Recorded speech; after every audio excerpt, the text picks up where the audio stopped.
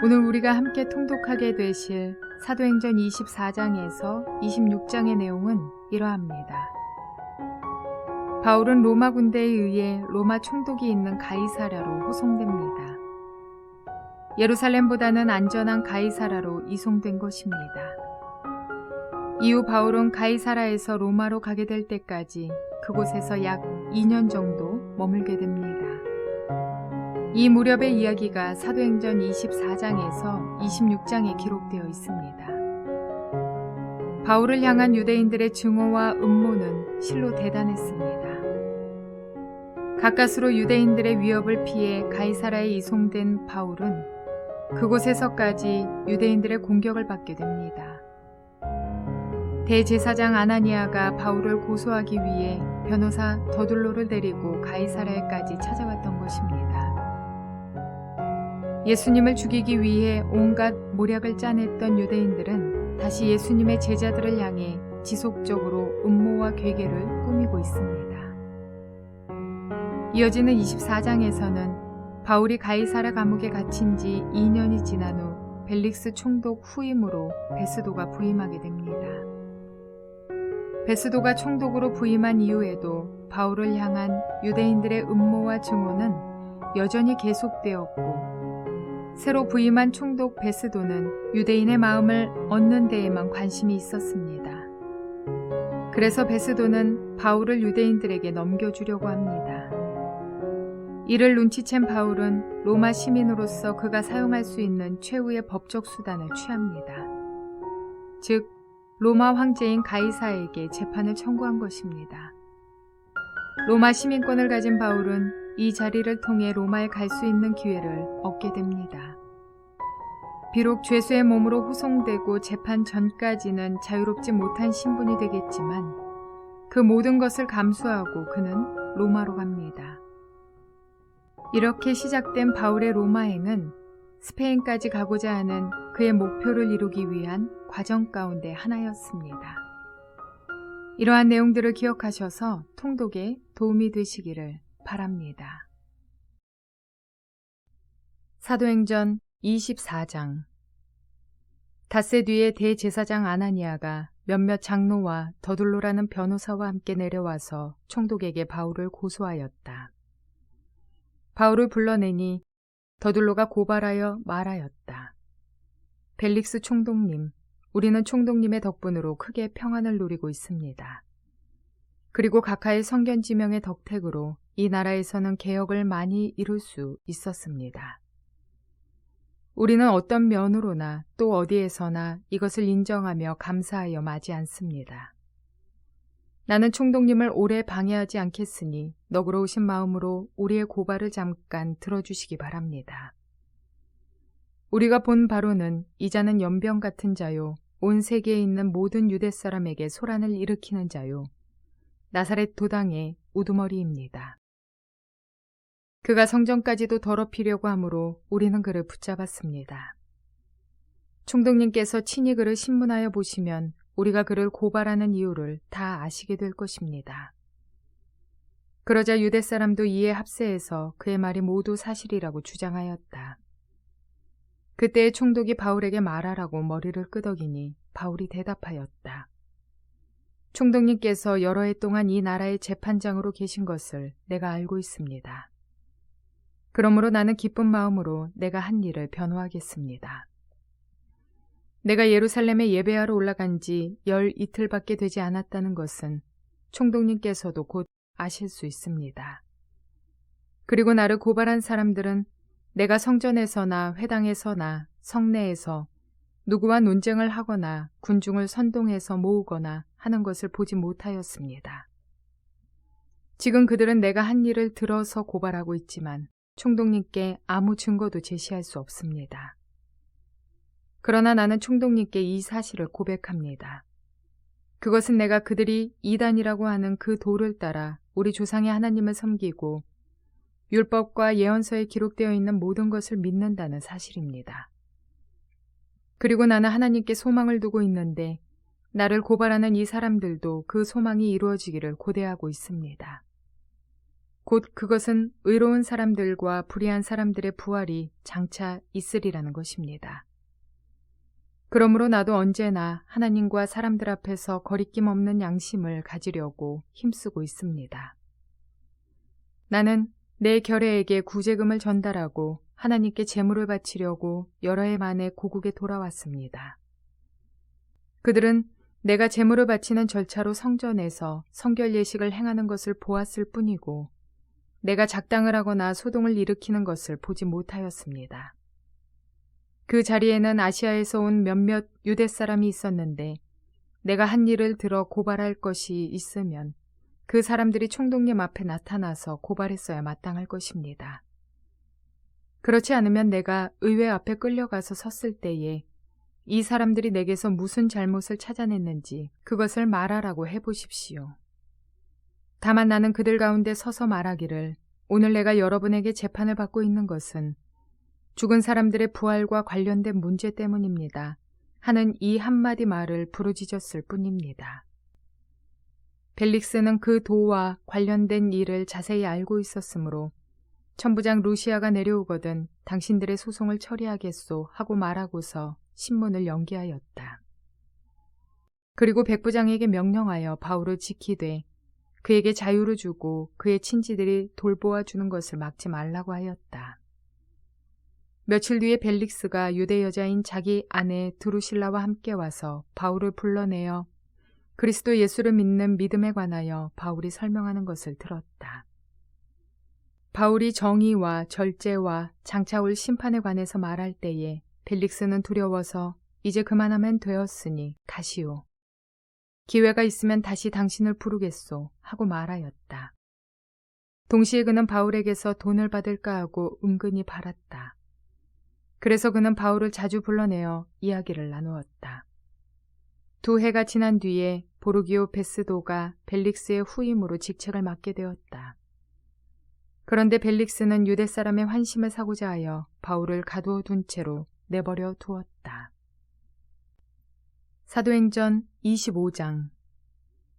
베스도가 부임한 지 사흘 뒤에 가이사랴에서 예루살렘으로 올라가니 대제사장들과 유대 사람의 지도자들이 그에게 바울을 고발하였다. 그들은 그에게 줄곧 졸랐다.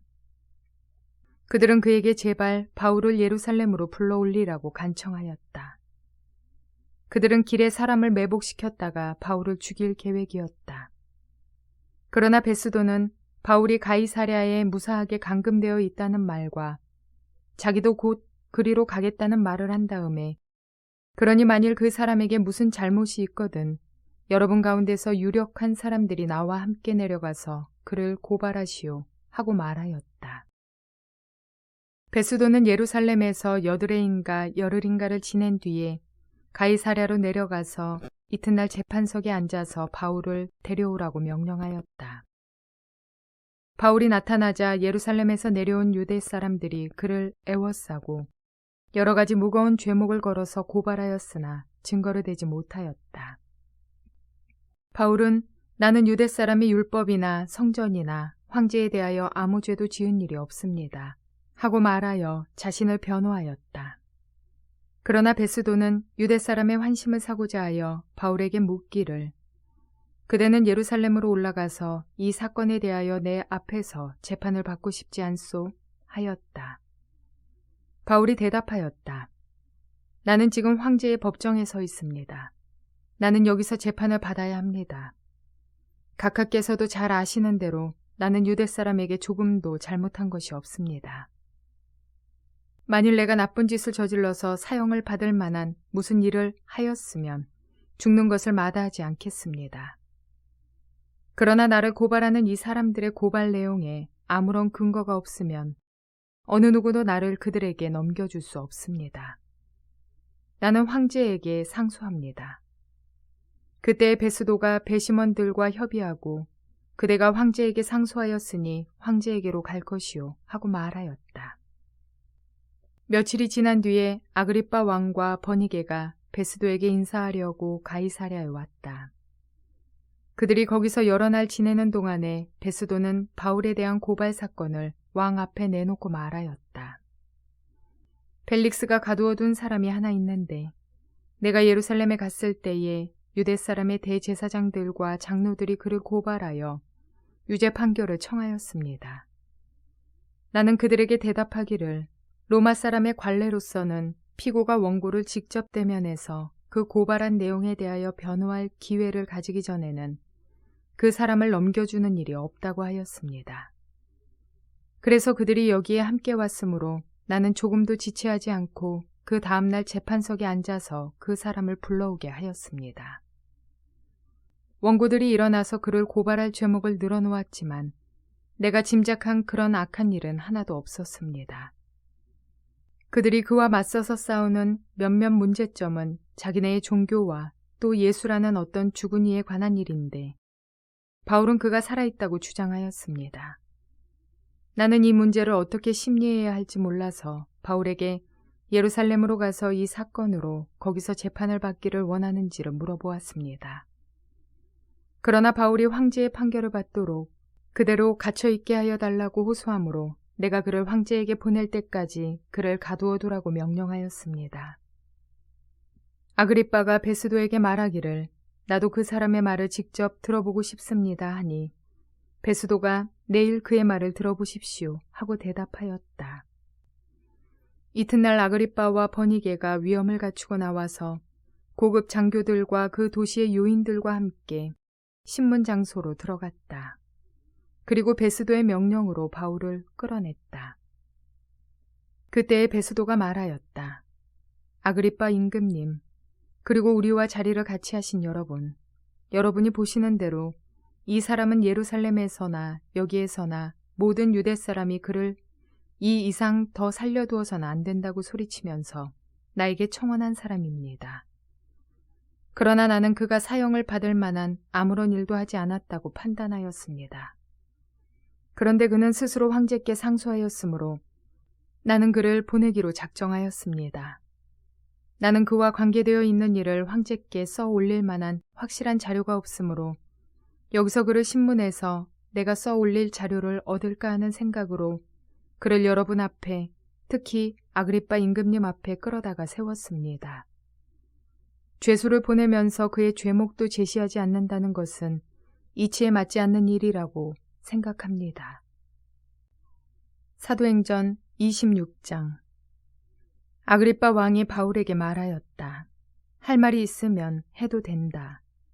바울이 손을 뻗치고 변호하기 시작하였다.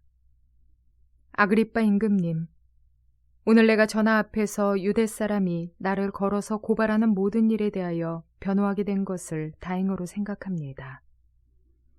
그것은 특히 임금님께서 유대 사람의 풍속과 쟁점들을 모두 잘 알고 계시기 때문입니다. 아무쪼록 내 말을 끝까지 참으시고 들어주시기 바랍니다. 내가 젊었을 때부터 살아온 삶을 모든 유대 사람이 알고 있습니다. 곧 그들은 내가 내 동족 가운데서 그리고 예루살렘에서 처음부터 어떻게 살았는지를 알고 있습니다. 그들은 오래전부터 나를 알고 있었으므로 증언하려고 마음만 먹으면 그들은 내가 우리 종교의 가장 엄격한 팔을 따라 바리새파 사람으로 살아왔다는 것을 인정할 것입니다.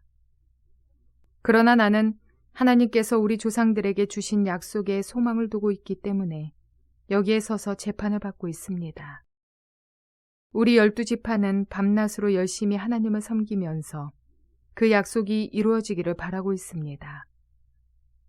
전하, 나는 바로 이 소망 때문에 유대 사람에게 고발을 당한 것입니다. 여러분은 어찌하여 하나님께서 죽은 사람들을 살리신다는 것을 믿을 수 없는 일로 여기십니까? 사실 나도 한때는 나사렛 예수의 이름을 반대하는 데에 할 수 있는 온갖 일을 다 해야 한다고 생각하였습니다. 그래서 나는 그런 일을 예루살렘에서 하였습니다. 나는 대제사장들에게서 권한을 받아가지고 많은 성도를 옥에 가두었고 그들이 죽임을 당할 때에 그 일에 찬동하였습니다. 그리고 회당마다 찾아가서 여러 번 그들을 형벌하면서 강제로 신앙을 부인하게 하려고 하였습니다. 나는 그들에 대한 분노가 극도에 다다랐으므로 심지어 외국의 여러 도시에까지 박해의 손을 뻗쳤습니다. 한 번은 내가 이런 일로 대제사장들에게서 권한과 위임을 받아가지고 다마스커스로 가고 있었습니다. 임금님, 나는 길을 가다가 한낮에 하늘에서부터 해보다 더 눈부신 빛이 나와 내 일행을 둘러 비추는 것을 보았습니다. 우리는 모두 땅에 엎어졌습니다. 그때 히브리 말로 나에게 사울아, 사울아, 너는 어찌하여 나를 핍박하느냐. 가시돋친 채찍을 발길로 차면 너만 아플 뿐이다 하고 말하는 음성을 들었습니다. 그래서 내가 주님 누구십니까? 하고 물었더니 주님께서 나는 네가 핍박하는 예수이다. 자, 일어나서 발을 딛고 서라.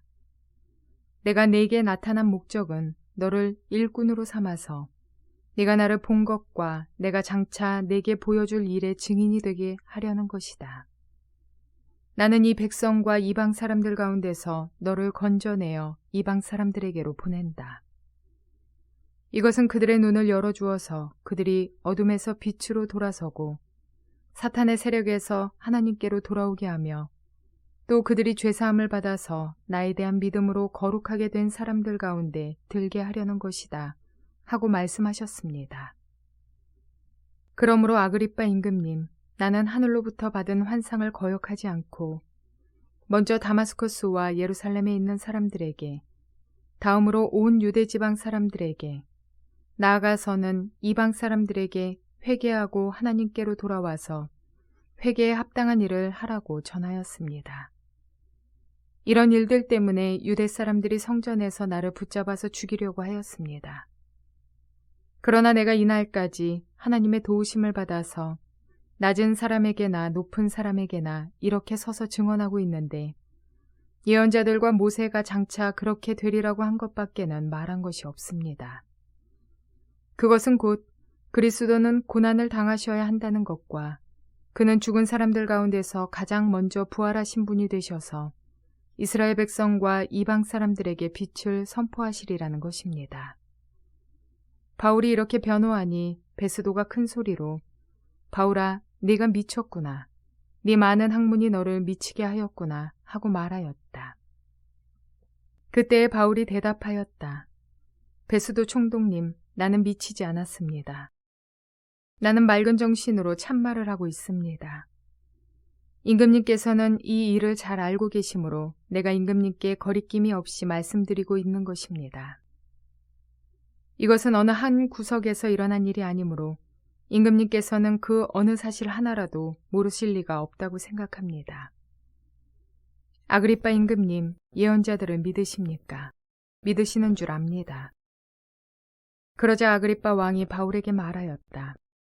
그대가 짧은 말로 나를 설복해서 그리스도인이 되게 하려고 하는가? 바울이 대답하였다. 짧거나 길거나 간에 나는 임금님뿐만 아니라 오늘 내 말을 듣고 있는 모든 사람이 이렇게 결박을 당한 것 외에는 꼭 나와 같이 되기를 하나님께 빕니다. 왕과 총독과 번이게 및 그들과 함께 앉아있는 사람들이 다 일어났다. 그들은 물러가서 서로 말하였다. 그 사람은 사형을 당하거나 갇힐 만한 일을 한 것이 하나도 없소. 그때 아그리빠 왕이 베스도에게 말하였다. 그 사람이 황제에게 상수하지 않았으면 석방될 수 있었을 것이요.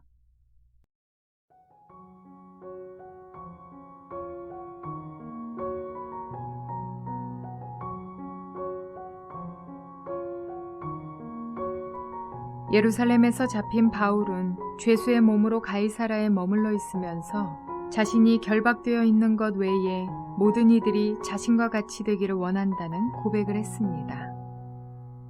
비록 고난을 받고 죄인의 몸이 된다 하더라도 예수 그리스도 안에서 사는 삶이 얼마나 복되고 행복한 삶인지 바울은 그들에게 전해주고 싶었던 것 같습니다. 저와 여러분도 이러한 고백을 할 수 있을까요? 우리 안에 복음의 능력이 있다면 그 어떤 외적인 조건도 문제되지 않습니다. 예수 그리스도의 복음이 나의 삶을 주장한다면 언제 어디서든 담대히 복음을 증거하는 삶을 살 수도 있습니다. 그러기에 앞서 만족과 행복을 누릴 수 있습니다. 바울의 고백처럼 말입니다. 우리의 육체가 바라는 것들은 더 좋은 직장, 더 많은 돈, 더 큰 집, 더 비싼 자동차를 바라기에 우리는 그것들을 위해 기도하지만 복음의 참 능력은 부족한 물질 속에서도 만족과 감사가 넘치며 행복을 주는 것입니다. 참 기쁨과 참 행복을 아는 바울의 고백이 우리의 고백이 될 수 있기를 바랍니다. 내게 주신 모든 것에 충분히 만족하며 감사하는 저와 여러분이 되시기를 주님의 이름으로 축원을 드립니다.